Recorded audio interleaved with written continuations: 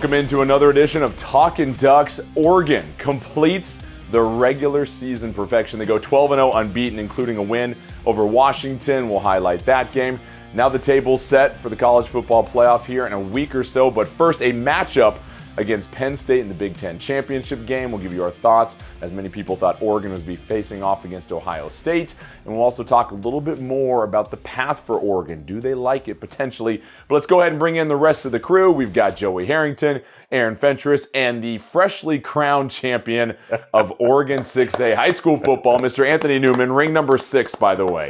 Thank you. You got to go to the left hand now. It's very impressive, Anthony. Yep. So let's start with you, actually. Your team won a title, and for Oregon, they didn't win a championship yet, but you beat Washington for the first time in the Dan Lanning era. They called it the most complete game ever, and this was just start to finish a dominant performance with 10 sacks. It ties the school record, and really a game where Oregon looked their sharpest at the end of the season, Anthony, when a lot of teams were looking awfully iffy going into the regular season finales. Well, I think that's what teams want to do, is play well towards the end of the season. And that was a beatdown, by the way, against Washington. Washington, they don't have an offensive line. All their offensive linemen left. 2 of them got drafted. The backups all left. So they got a new offensive line that wasn't very good.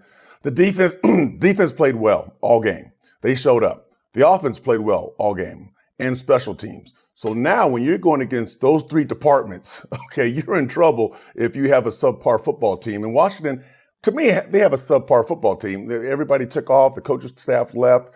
And they won some okay games. But Oregon's playing at a high note right now. They'll be a tough team to beat. They really will. Joey, this felt like one of those games where Washington had defeated Oregon the last 3 games, and each one of those defeats cost the Ducks dearly.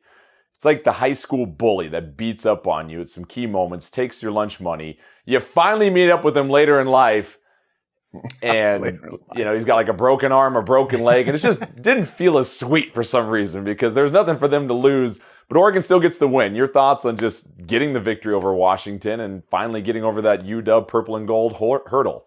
Yeah, sure. It feels a little bit less something because Caitlin Bohr wasn't there. No starter from either side of the ball from last year was there. But I think that the biggest thing for me is acknowledging how difficult it is to go 12-0. I mean, whether you're playing, and you saw it all weekend. Like I was sitting there on the couch and talking with Jack, and he said, "Oh my God, do you see who's losing?" I said, "Jack, what do we talk about every year? It's the last 2 weeks in November. And some crazy stuff is going to happen. You're going to see 8 overtimes, Georgia Tech. You're going to see Miami lose to Syracuse. You're going to see South Carolina beat. You're going to see all of these things happen because that's what college athletes. I don't say college athletes do, but they're more susceptible to it, right? They feel the pressure. They feel the magnitude of each week getting bigger. And by the time you get to the end of November, it's just this giant weight on your shoulders. And Oregon has handled it week to week.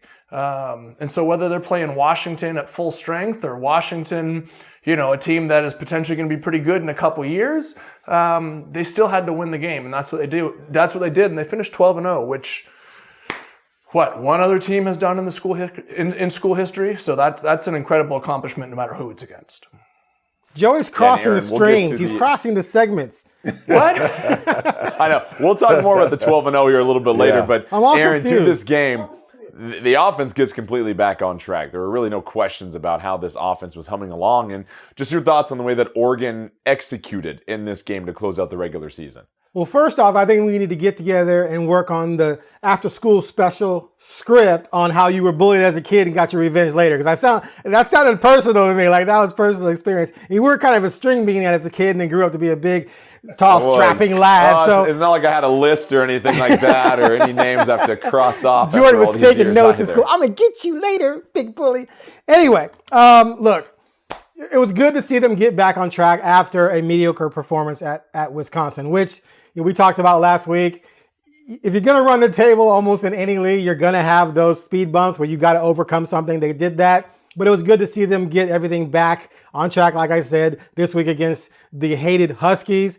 However, we kind of knew what was going to happen, so it's not surprising in any way. They had a young freshman quarterback out there who He made some plays. Like, I give the kid credit. He was getting sacked every other play, right? Running for his life when he wasn't getting sacked. He made some baller plays. They scored a couple touchdowns, but they were never a threat. But at the end of the day, and we're going to talk more about 12-0 later, there's a pressure to winning the final game when you know what's on the line and it's against a rivalry. And, Lanning talked about how big a game this was and that he goes to bed at night thinking about Washington. And so there is some revenge there, regardless of where Washington is right now, regardless of Kalen being gone and Penix being gone. Yes, it's not exactly the same, but it still counts because it's not Oregon's fault that Washington couldn't keep it together, right? And one more thing. I just have to point this out real quick. This is for Husky fans especially. Husky fans are always talking about that half natty against Miami where they didn't actually have to play a game. Well, if there wasn't, if we were back in that era, Ducks are national champs, well, not 12-0 because 11-0 and then a bowl game, right? So you got to give the Ducks credit no matter what. There's an impressive season from start to finish, and to finish off the 12-0 by beating up the Huskies, that's definitely a glorious moment for the Duck faithful. And Aaron, we'll get to 12-0 a little bit later as far as how impressive that is. But, Anthony, it's interesting. I look at all these teams that struggled in their regular season finale. You mentioned Georgia having to eke out an 8 overtime victory. Ohio State losing to Michigan. It felt like for Oregon, it's pretty rare to have a bye week before your final regular season game. I felt like that really just kind of helped reset the Ducks. And they came out and they looked fresh. And we talked about how difficult that 8-game stretch was. You get rewarded, and it just looked like a completely different team out there. I say this every year. The teams that are going to be playing well at the end of the season are the teams that are healthy. And Oregon had a chance to get healthy. They had a bye week. Some of their star players, Tez Johnson, he was out. Okay, now he's back in there. He had a bye week extra week to get healthy. You need your dudes. You really do. When you're going against good football teams or when you're playing that last game of the year and you have to win that last game and it's against a rival team, then you need everybody there that can play football, that really knows how to play the game at a high level, that will get drafted. When teams go into these games and they got guys hurting in Ohio State, they didn't have any offensive linemen. You wonder why they got beat? They got the best defense in the nation, but they don't have any offensive linemen. So you're not going to win those type of games. And that's why it's so important to go into the season, this part of the season, very healthy. Yeah, it's interesting, Joey. You pointed about Tez Johnson coming back, and just from what you saw, obviously football's a team game, and it takes 11 guys on each side of the ball. But what impact did you see from him specifically on the field? It's interesting. He didn't have the immediate impact that I thought he was going to, right? He wasn't getting the ball fed to him. But he did come up big with a touchdown catch. And if anything, just having him out there stretched the defense enough to get the ball inside to Ferguson, to get the ball in the Jordan James, the running game. This was a whole team game. And having him back in the lineup, if nothing else, allowed things to open up for everybody else. But I'm sure we'll get to it, but there were some other incredible performances by guys on that team who don't always get a lot of praise. So this was like you said, a total team effort. All right, stick around. When we come back, we'll talk more about how impressive this 12-0 season was for Oregon, some of the teams they knocked off this season. We'll break it down when we come back on Talkin Ducks.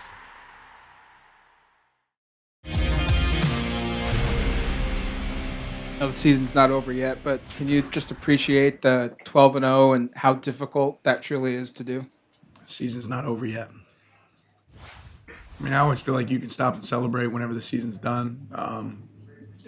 Anybody in our world, you don't get the opportunity to be satisfied, right? And that's just the reality of the world we live in. And everyone right now is going to be patting us on the back. Who cares, right? Like, it didn't matter before, it doesn't matter now. I remember early in the season when everybody was telling us how crappy we were after our first 2 games. Like, we don't care what anybody else thinks. So do we appreciate hard work? Absolutely. But that's what it takes, right? And it doesn't guarantee anything for tomorrow. So you have to focus on what's next. Yeah, winning's difficult. It's not easy, and to do it consistently and wake up every morning and not let it become a lackadaisical routine. It's demanding, but you just see a group of guys that, like I said, to speak to the connection. When one person may be down, the way we bring others up, and have to match that energy, and on our good days, how do we make it great? And that's the people around you, how they motivate you, how they push you, how they inspire you to wake up every morning and have your A game, And then you have a head man who brings his A game every freaking morning. Like, there's levels to it, and we all appreciate it. But I think the best part is we haven't really talked about it. We're just 1 week focused and so present. It's hard to do. It's very easy for us to look forward to the future, but we've just been living in a time where tomorrow's fiction. Tomorrow's not real in our books. We're just focused right where we're at. That was Dan Lanning and Dylan Gabriel, their thoughts on going a perfect 12-0 this regular season. And there was one man with the brains and the brawn to call that in the preseason. Many people would call him a homer. Many people say the glass is always full for Mr. Anthony Newman. But in this situation, along with his 6th ring, he gets the perfect call on the Ducks preseason prediction of 12-0. And Anthony, listen, when we step back and take a look at this, and the fact that they came out the gate with a lot of questions, maybe more so than any other team that was supposed to go to the college football playoff, but ended the year with essentially 0 questions, it says a tremendous amount about how this team navigated this season. And in my opinion, well, I'll save it here, but your thoughts on how this 12-0 season stacks up in the entirety of this Oregon football history.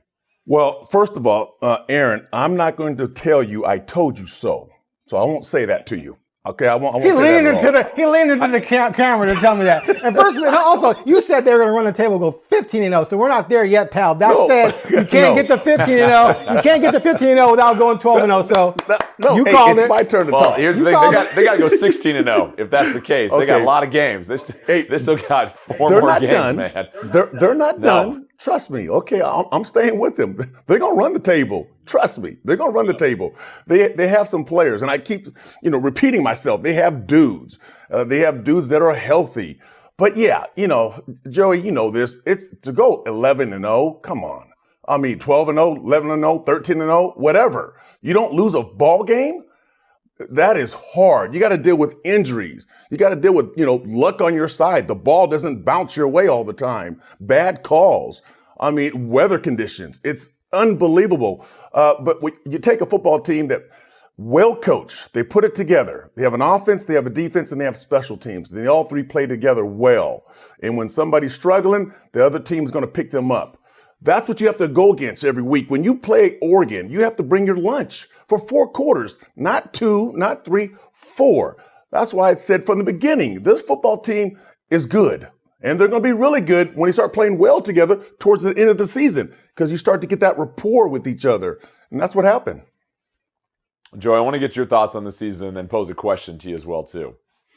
I think that Anthony made a really good point or what he said made me think of something, that this might be the most balanced team that we've seen at Oregon. I saw a stat and I was trying to scroll and find it a second ago, but I can get the pieces of it. Oregon was in the top 25 in offense and defensive passing yards, top 20 in pass efficiency in both offense and defense.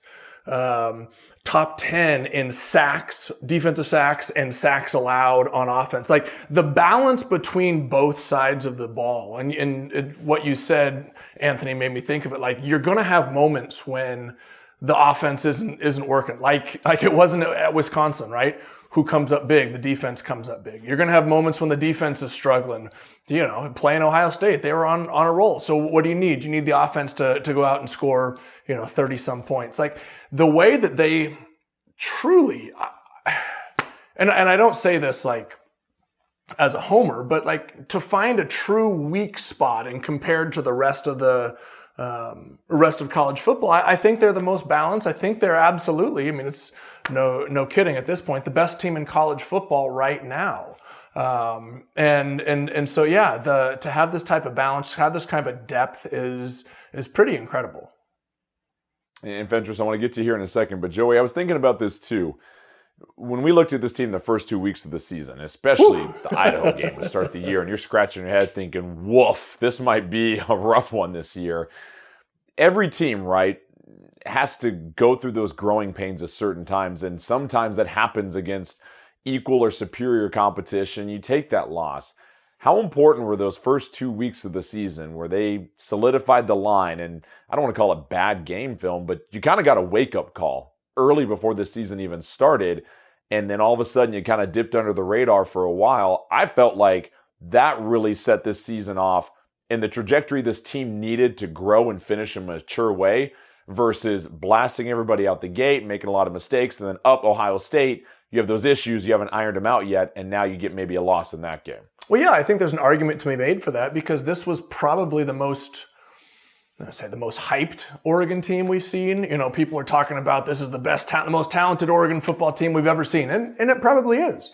But to say those type of things about a team before they even play a game, and then, like you said, if they had come out and just started steamrolling people, there's the possibility that you get a little lax midway through the year. Instead, they came out and struggled, and they had to make some adjustments. They had to figure some things out, and yeah, I think it benefited them.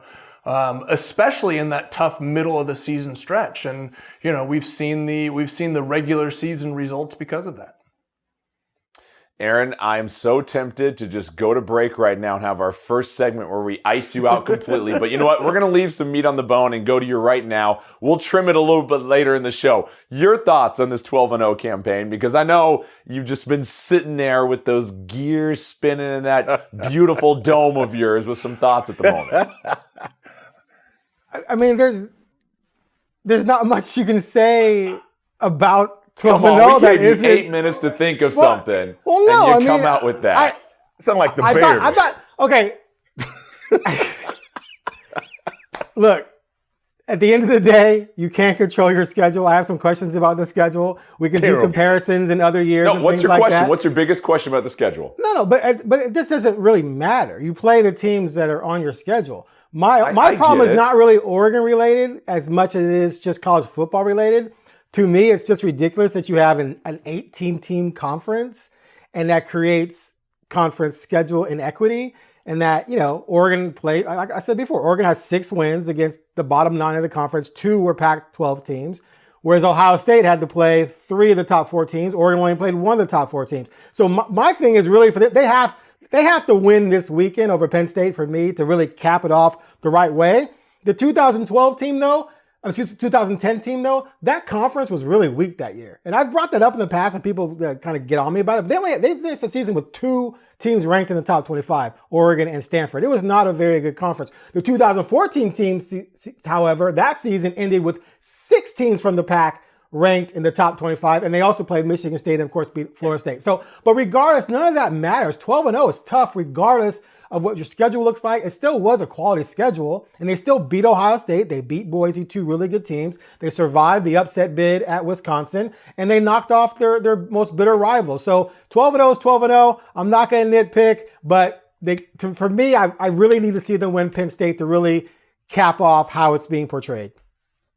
Aaron in that SEC camp, they just don't play the same caliber of teams. All right, I didn't you say go ahead that. and just talk to Paul Feinbaum about that. You didn't say When that, Fentress. I got your back. Chaos. I got you there. Chaos in college football. It was a wild final weekend to the regular season. All of a sudden, Oregon facing off against Penn State in the Big Ten title game. We'll share our thoughts when we return.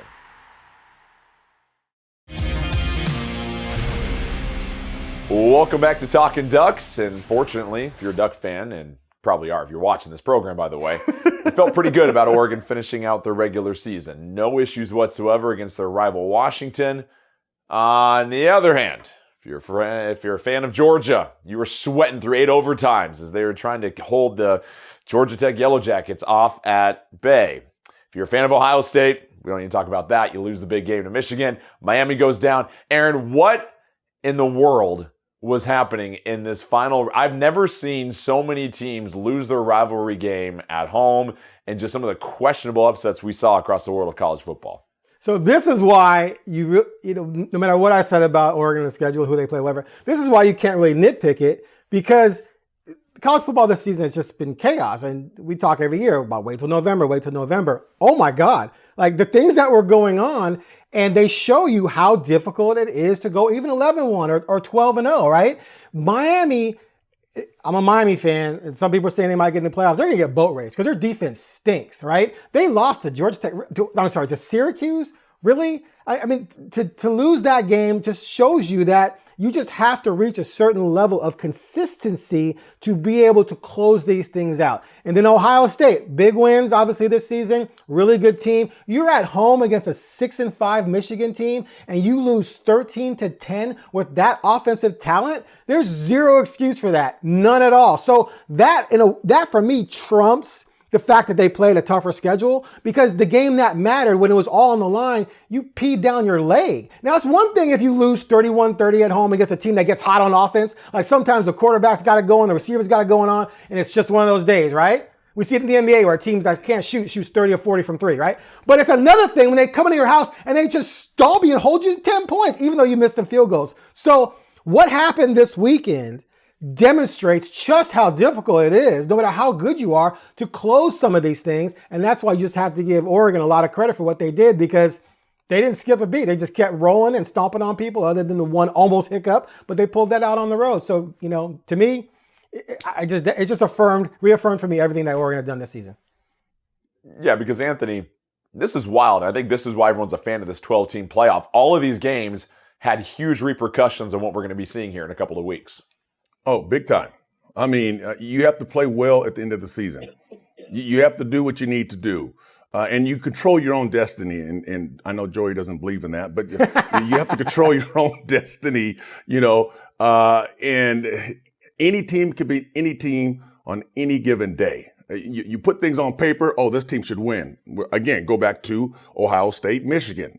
I mean, there's no way Michigan should have won that football game. So, yes, there's chaos, but that's what you want. And then Oregon, you take them, they just, okay, you know what? We're going to get over here and get out the way and handle our own business and take care of us and not get caught up in this chaos. So they didn't get caught up in the chaos, losing to Washington, losing to Wisconsin, those type of things that happen. And that's why it's so hard to go 12-0. But also remember this, and I say this over and over and over again, injuries are part of the game. When your guys are missing, your good guys who you need to call on to win those games and they're gone, if you look across the board, a lot of these top teams, they got a lot of players missing because of injuries, and that hurts. And it's interesting, Joey, because at the end of the day, your schedule is what your schedule is, and it's wild how this turns out. Many people wrote off Penn State several weeks ago when they lost to Ohio State. Penn State just continued to take care of their business.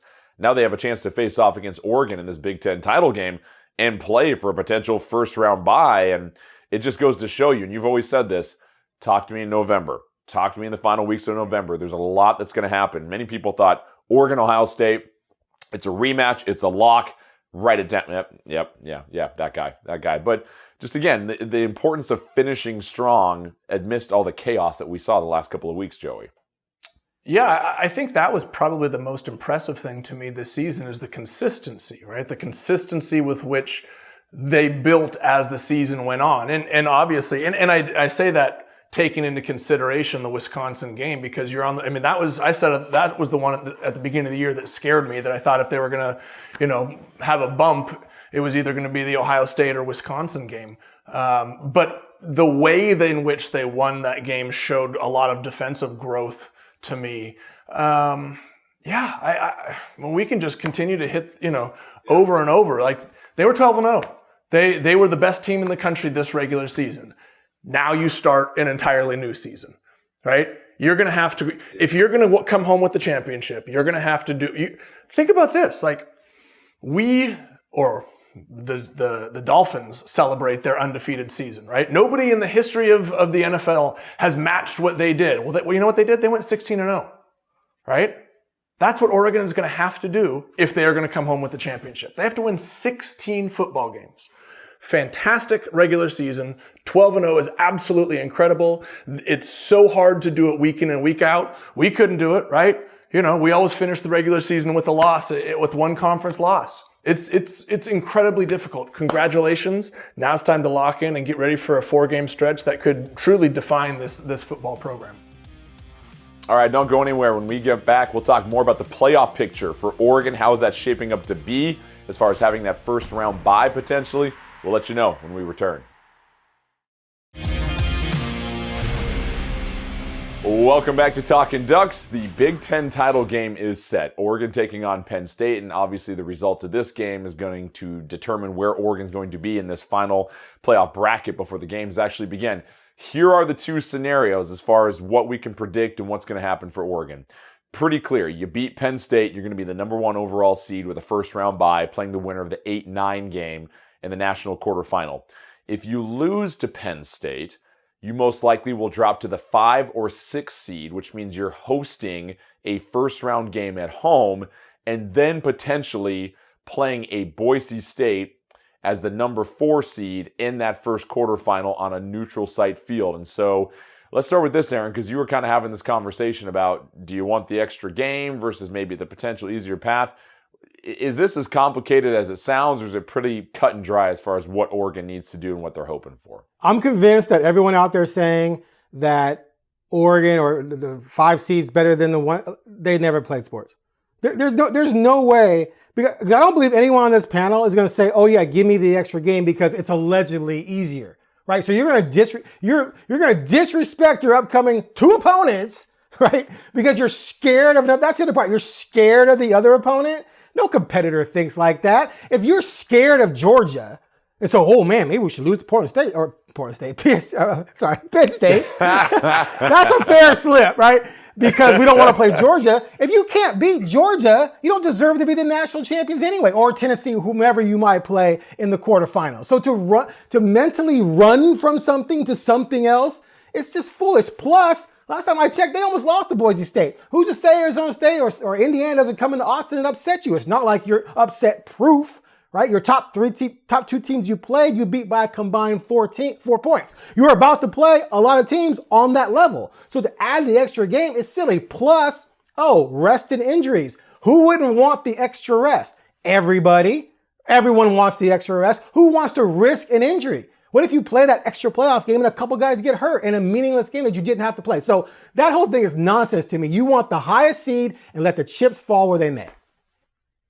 Quick trivia for you, Aaron. Who are the only 2 programs, non-conference, to beat the Ducks at home in the last 22 years? Boise State and Indiana are the only 2 teams to beat the Ducks at home as non-conference. 2004, Indiana came in and gave the Ducks an L to start the season. There you go. And of course, all those, that was the first Duck game I ever covered. That was the first Duck game I ever covered, was that Indiana game. Weren't you on that team, Jordan? I was not on that team. I was a student. I didn't decide to Jordan play football was 05, yet. I still thought I could maybe get to the NBA or run in the Olympics, but I left at halftime and had a Papa's. I left at halftime, had an Abby's pizza waiting for me at the house. I pre-ordered that. And so the Ducks were 20-point favorites that day, and they committed a bunch of turnovers and lost. So that's a great point. I know. You don't want to risk that. But Aaron, I think you make some really good points. And Anthony, I think one thing people need to realize as well, too, there's still so much that can happen. But also watching Georgia, I'm not too worried about Georgia if Oregon faces off against them as well, too. You look at the landscape and what you've seen in the last couple of weeks, Oregon's the best team. This is not a fluke that they're number 1. They really shouldn't be concerned about anybody. You have to beat everybody. Come on. Listen. Concerned in the case, Aaron, that you're walking in as a huge underdog. You should be favored in every matchup. That's what I mean, Aaron. Yes. If you're Oregon. And you have to beat everyone. By a field goal or so. They're not, look, the Penn State game, they're only favored by 3.5. Better than not being favored. They're only favored by 3.5 against Penn State. But again, you have to understand this. So I'm speaking from a coach's mind. It's hard for me to listen to you guys and talk about if and we could go there. You have Penn State you got to deal with. And if you put the stats on the board, they're equal. I'll tell you, Penn State is a good football team. You got to deal with Penn State who can throw the football. They can run the football. They got 2 good running backs. They look like Oregon, to be honest, a little bit. They got a tight end that's unreal. Okay, they have a defensive end that is unreal. 10 sacks. He's coming for the quarterback. So 19 for loss. What's that? 19 tackles for loss. Yeah, yes. This is going to be a great game, and that's the team that you got to get past first, before you move on, and then worry about, well, who we going to play, because you got to play everybody and you got to beat everybody. Anthony, we are not on the team. We're not. We can look ahead. That's the luxury we have. It's called Talkin Ducks. It's not called stay in the moment Ducks. Okay. We don't have to prepare for Penn State. We can It's talk hard for about me next to year. do Let's talk that. about next year's quarterback situation if we want. I don't understand why after 10 years, Jordan Newman can't figure this out. Yeah. I mean, Joey, if you're Oregon, obviously the good news is you're locked for the playoff. That's the most important thing. There are some teams going into their conference championship games that need to win to secure a spot in the playoff, or a loss might knock them out. And so, in regards to what they're saying, clearly the obvious choice is the fewer games to get to the title, that's all that matters. You don't want to worry about matchups or anything like that at all. Oh, of course. You play. And the other thing, too, is like if you come into it thinking, yeah, you know what, we should probably lose to this team, what are you going to throw the game? Like you actually, like, let's see, I'd rather have the path where we go Indiana and then Boise. So I'm just going to lose this game on purpose. Like that doesn't happen. I brought up the topic last week simply to think or to say, like, because Penn State, or we were thinking it was going to be Ohio State, that's going to be a hell of a game. Like, it's not like it's going to be, it's not a guaranteed outcome. So if Oregon were to lose that game, all is not lost, right? It's not like you're falling off a cliff and it's something that you can't get back from. You're looking at a path that it's like, okay, we can do this, right? The sky is not falling. Yes, you go into the game, you win the game, you get that bye, you get healthy. We've seen what Jordan Birch can do when he's healthy. We've seen what Tez Johnson can do when he's healthy. We've seen what this offensive line can do when they're healthy. That is key number one. In order to get there, you have to beat Penn State. And there's a championship on the line, which should matter a lot. True. Right? True.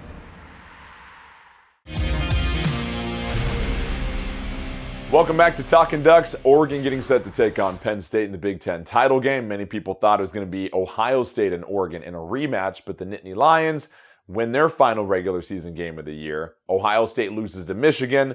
Thus, it's Oregon versus Penn State in what I believe is their first matchup since the Rose Bowl in 1994. And so, Anthony, you broke down the Nittany Lions for us a little bit earlier. They got a lot of weapons, and you said they're kind of built like Oregon, actually. This is going to be a great ball game. I mean, on the offense, Penn State's 19th in the country. Oregon's 15th. And on the defense, Oregon's 7th. Penn State's it's 4. They have a defense. They can fly around. Starts with Abdul Carter, number 11. He's a guy that will come off the edge. He'll come up the middle. Has a 3 technique. He's dangerous. And then their offense is crazy. Their leading receiver is a tight end. Taylor Warren is 6'6", 260 as a tight end. Got 81 catches on the year. This dude who's going to cover him? I don't know for Oregon. That's going to be an interesting matchup. You could. And then you suited up. You go cover it. Well. What's that? I said, you just suit up. You go cover him. That's your kind of guy back in the day right there. That'll work. I'm just going to jam at the line of scrimmage and then just let him go. I got help over the top. But it's going to be a great ball game. It really is. Well-coached teams. I always look at the quarterback, Joey. Who has the better quarterback will help you win those football games. I'm looking at Dylan Gabriel. When I think that's going to be the difference. I was going to say that's the difference for me between these two teams. Is Penn State is a very good offensive football team. As we saw against Ohio State, they're not an explosive football team, right? That's going to be the difference between the two. And frankly, the players for me, and I mentioned at the beginning of the show, I think this is exactly where they're going to come into play is Jamari Caldwell and Derek Harmon were absolute studs inside for that Oregon defensive line.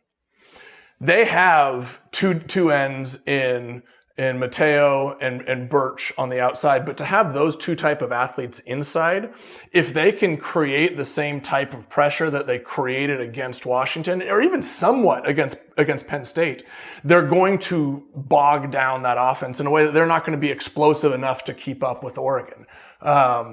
This is going to be a matchup of two incredibly high-powered football teams, incredibly strong football teams. But I think, like you said, the edge. While Penn State has an incredible defensive end, I think we have an incredible defensive line. While Penn State has an incredible offense, I think we have a more explosive offense. And I think those are going to be the two differences. So he literally is cheating and looking at my cheat sheet because that's exactly what I have here. Oregon's just way more explosive. And you look at their quarterback, Drew Alar. He's nice, 18 touchdown passes, right? But, let me look at this. 8 of those came in the non-conference against Kent State, Bowling Green, and West Virginia. Another three Solid. came against Purdue. So 11 of the guys' 18 touchdown passes came against weak non-conference opponents and one of the worst teams, if not the worst team in the conference. So how do I look at that and fear that passing game? They played Ohio State and lost. He had 146 yards and a pick. So this is a guy who hasn't been able to consistently produce, a lot of big plays in the passing game. Tyler Warren, legitimate tight end, big threat, but the receivers on the outside are just okay. So I don't imagine that Dan Lanning has never seen a good tight end before, right? And can't scheme for that, to not let that guy beat you when the outside guys aren't that much of a threat. They do have a really good running game though. I do think this is going to be a close game, but for me, at the end of the day, I've seen Dylan Gabriel, a sixth-year senior, light up good teams. We saw him he was the difference in the Ohio State game with those big plays downfield. That was a difference in that game. They exploded for a lot of big plays. And then, of course, his legs. He's a way better runner as well. So, yeah, I agree 100% with Joey. I just think the quarterback position is the big. Let me make this clear. The number one thing Oregon has over probably everyone in the country except maybe Miami is they did a better job in the transfer portal dealing with quarterback. I'm just amazed at all these teams, these big programs who couldn't come up with a good quarterback, just a good one. And some of them have such mediocre quarterbacks, but Dylan Gabriel's a real deal. Getting him was genius, and it makes them the team to beat easily in the playoffs, and I think they're the favorite this week. All right, we'll give you our score predictions when we come back as we wrap up this episode of Talkin Ducks.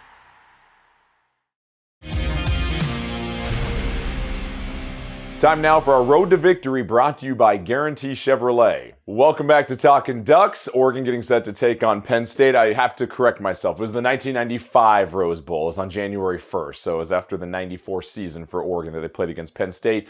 But will they get revenge? Anthony, the Ducks are 3.5-point favorites. Keep in mind, this game will be played indoors in Indianapolis, so you won't really have to worry about the conditions in this game as well, too. Hey, I think Oregon wins by 10. Defense wins championships. Defense will travel. And Joey talked about the defensive line of Oregon, that front seven, the front four. Wow, unreal. And you have to deal with that. And then Aaron talked about, the quarterback and the explosive receivers. You have three departments, offense, defense, and special teams that you're playing against that play at a high level. That's why Oregon wins by 10. Joey. I think it's more than 10. I do. If I'm not kidding. Like if those interior guys, if Harmon and Caldwell play like they did if they play anywhere near like they did against Washington, they're not going to be able to run the football. That D line was so good against Washington. I think this is if everything goes to script, I think it's a 31-14 type of game. 10, 20. Yeah, that makes 31-14. I mean, this is 17. Yeah, this is a really good Oregon football team that's playing really well at the right time, and I just don't think Penn State has the horsepower, has the explosiveness, I should say, to hang with them offensively. Aaron. Look, I know people out there just waiting for me to, pick Penn State. You haven't given us anything juicy for the comments section the last yet. 48 hours trying to find a reason to pick Penn State. And I just really can't find one. I do think it's going to be close, though. I just think there's been so many things during the season that point toward this being a close game. And the upset's going to happen if, a couple things go wrong, turnovers here, what have. I know that's what football's about. It's about ifs. I hate to tell you that. Blocking, tackling, throwing, passing, catching, and ifs. But I just don't see a way where Penn State can contain I want to say Portland State. It's just driving me nuts. Sorry, guys. Can contain Oregon enough to win it. So I have it 27-22 Ducks. I do think it's going to be close, though. I don't think Oregon's going to blow this team out. Their defense is too good. Their running game's too good. I think it's going to be competitive and close, but I just think at the end of the day, Dylan Gabriel is going to make one or two more plays than Penn State's going to be able to make to win the game. Yeah, I think at the end of the day, Oregon's just that much faster of a team, and they're battle-tested. Penn State's had a couple of close games this year. Remember, they got lucky to beat Minnesota for the most part. That was a game they almost lost. I think it's too much speed for the Ducks, and I'm with kind of Joey and Anthony. I don't think this thing is a one-score game. I think Oregon takes care of business. They secure that number one seed. Keep in mind, though, Penn State does win you might have to pencil them in for the number 1 overall seed if they beat Oregon for the first time this year. So we'll see what happens. But Oregon's first ever Big Ten championship game in their first year in the conference. Can they improve to 13-0 and secure that first round bye? We got you covered next week on Talkin Ducks.